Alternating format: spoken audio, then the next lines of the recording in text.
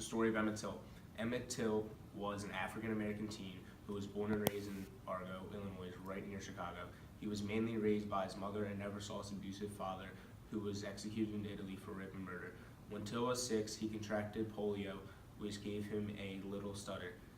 He liked being the center of attention among all of his friends and was a big kid at the age of 14, 5'4", 150.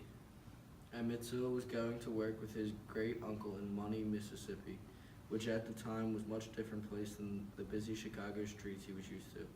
His mother had warned him about the dangers of the South and how African Americans were treated differently.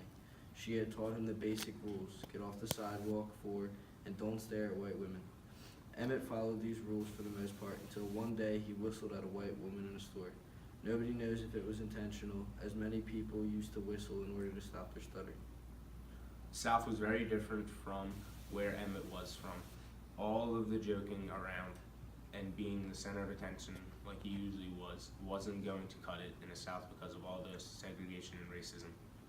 Emmett followed these rules for the most part until one day, that Trunks is the same. Emmett Till would soon be woken up in the middle of the night to the voices of white males, Roy Bryant and his half-brother J.W. Millen. He was missing for 3 days after being forced out of his bed. Emmett was brutally beaten and pistol-whipped in the face multiple times until one side of his face was so swollen he couldn't be identified. And then he was shot in the head. After being shot, Roy and J.W. drove him to Black Bayou Bridge, tied his legs up, and stuck him in the river so no one could find his body. Another 3 days had gone by until Emmett's body was found and retrieved from the water. His mother couldn't identify him by his face, but only the ring on his finger. Roy and J.W. were found to the killers, but when they went to court, had an all-white jury in their favor.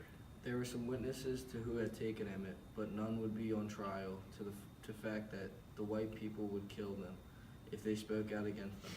Roy and J.W. were both acquitted by the jury and got off free from the kidnapping and murder. This news shocked people all over the country as well as the world.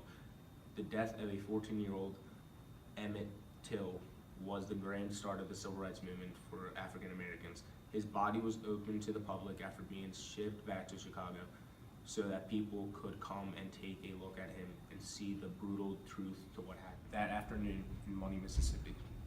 Following the events of Till's death, the Montgomery bus boycott had happened, and after that, segregated buses became unconstitutional. J.W. years later admitted to killing Emmett, but Brian had not, and their lives weren't the same since the murder took